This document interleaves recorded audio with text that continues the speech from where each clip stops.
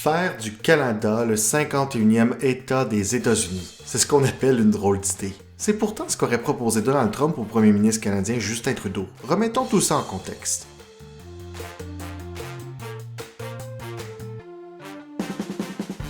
Quelques jours avant les élections américaines de 2024, le gouvernement canadien travaille à réactiver ses contacts avec l'entourage de Donald Trump au cas où le candidat républicain gagnerait ces élections. Quand la victoire de Donald Trump est confirmée, le milliardaire ne perd pas de temps pour annoncer qu'il imposera des tarifs douaniers à la hauteur de 25% au Canada. Alors que Donald Trump n'est toujours pas en fonction, Justin Trudeau sera à Mar-a-Lago, la résidence floridienne du milliardaire. Les deux hommes passent un souper ensemble où Donald Trump suggère que le Canada devienne le 51e État des États-Unis si le Canada était incapable de faire face aux tarifs douaniers de 25%. Trump aurait même proposé à Trudeau de devenir le gouverneur de cet État. Du côté du gouvernement canadien, on voit cette suggestion comme une blague, rien de plus. Je propose d'écouter un extrait de Mordu de politique pour mieux comprendre la situation. En abordant la question des tarifs, le premier ministre Trudeau aurait dit au président qu'il tuerait l'économie canadienne.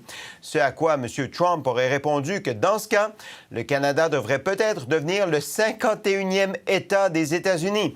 À partir de ce moment-là, les versions diffèrent sur la réaction autour de la table. Fox dit que M. Trudeau et sa délégation riaient jaune. L'entourage du premier ministre affirme que c'était une boutade visant à faire réagir autour de la table. Rien de plus. Prenez-vous ça au sérieux, la menace du 51e État? Ou c'est une boutade? C'est quoi, ça? Moi, je suis très fier d'être Canadien, comme l'ensemble des Canadiens. Le président a compté des blagues, le premier ministre a répondu.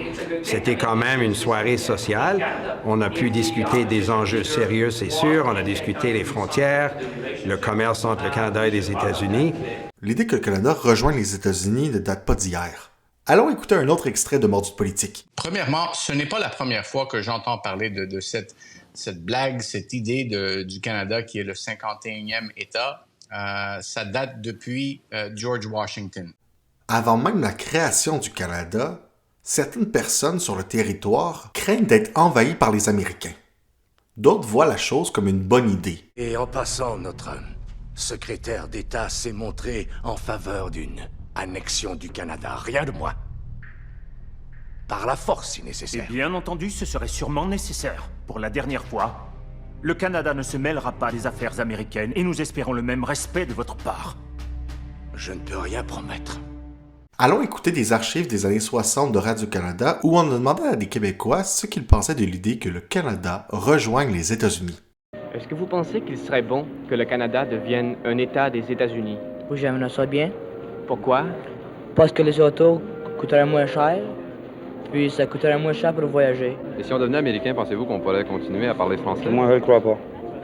Et c'est pour ça que vous tenez à demeurer canadien, vous? Oui. Est-ce que vous aimeriez être américain? Non, je n'aimerais pas être un Américain parce que ça m'enlèverait ma façon de penser. Je pense comme un Canadien actuellement, je pense comme un Canadien français. Je crois qu'on a des problèmes, mais je crois que ce sont des problèmes que l'on peut résoudre entre nous.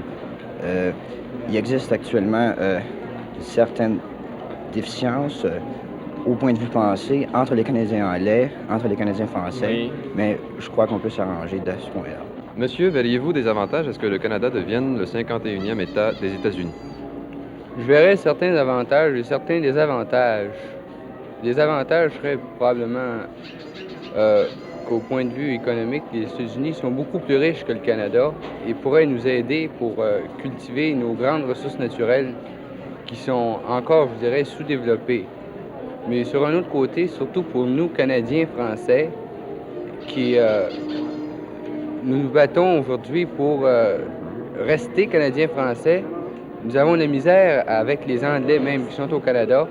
Ce serait quelque chose d'assez difficile si on devenait un État américain d'essayer de garder nos coutumes, notre langue, pour commencer. Tout serait, comment dirais-je, bouleversé. De sorte que vous préférez demeurer Canadien? Je préfère définitivement demeurer Canadien-français. Est-ce que les Canadiens anglais sont tellement différents des Américains? Est-ce qu'un jour ne voudront pas s'annexer aux États-Unis? Il y a possibilité qu'un jour, ensemble, les Anglais décident de faire partie des États-Unis à titre de 51e État. Mais franchement, en tant que Canadiens français, on présente quand même une nation. Je ne crois pas toujours qu'au point de vue de la province de Québec, surtout avec le réveil qui s'est effectué dernièrement, que la majorité soit en faveur de cet état de choses. Monsieur, pensez-vous que le Canada devrait devenir un État américain? Hein? Je ne le crois pas parce que présentement, nous sommes déjà Américains. Les fonds sont américains au Canada. Vous êtes présentement dans la place Ville-Marie, puis la place Ville-Marie appartient aux Américains. Toutes les compagnies qui sont ici, c'est américain. Moi, je travaille pour une compagnie américaine qui se dit canadienne, mais les hauts placés, ce sont des Américains. Je vois pas de but pour faire qu'on deviendrait américain. C'est leur argent qu'on a ici, anyway. Cette idée de faire du Canada un État américain n'est pas nouvelle. Mais généralement, cette idée est en lien avec un rapprochement entre les États-Unis et le Québec. Ouais, le Québec. Il y a même un parti politique nommé le Parti 51 qui défend l'idée. Ça laisse personne indifférent. Tu as deux réponses. Soit c'est une idée extraordinaire, soit tu es complètement fou. Pas de programme électoral, pas de ligne de parti, mais un projet de constitution pour protéger la langue et la culture du Québec. Ses idées. L'assurance maladie, c'est aux Québécois de choisir. Comme État américain, on fait ce qu'on veut. Il n'y a pas personne à Ottawa ni à Washington qui va nous dire qu'on n'a pas le droit de faire ce qu'on veut. J'aimerais pas ça être payé en US demain matin et déjà là, tout le monde fait comme « oui ». Ce parti a de quoi faire sourire plusieurs Québécois, mais il est bien sérieux dans son approche. Oui, le Parti 51 veut faire du Québec le 51e État des États-Unis. Cependant, on doit parler au passé, parce que malheureusement pour les partisans du Parti 51, le parti est dissous en janvier 2024. Ce n'est d'ailleurs pas la première fois que le parti meurt et revient de ses cendres. C'est la preuve que l'idée que le Québec rejoigne les États-Unis a certains appuis, mais jamais assez pour que le parti qui porte cette idée survive à travers le temps. Pour revenir à Donald Trump, il n'en est pas à sa première déclaration voulant faire réagir. C'est sa marque de commerce. In Springfield, they're eating the dogs, the people that came in. They're eating the cats. They're eating the pets of the people that live there. Je veux dire la chose suivante. Vous savez, il faut accepter et il faut comprendre que Donald Trump est incompréhensible. La seule chose prévisible avec Donald Trump, c'est son imprévisibilité. C'est ça. Tout ce qui est prévisible, c'est son imprévisibilité. Exact. Donc, incompréhensible, imprévisible, cela veut dire qu'il ne faut jamais mordre à l'hameçon. Il ne faut jamais se concentrer sur la forme. Il ne faut jamais se concentrer sur le contenant, mais sur le fond et le contenu.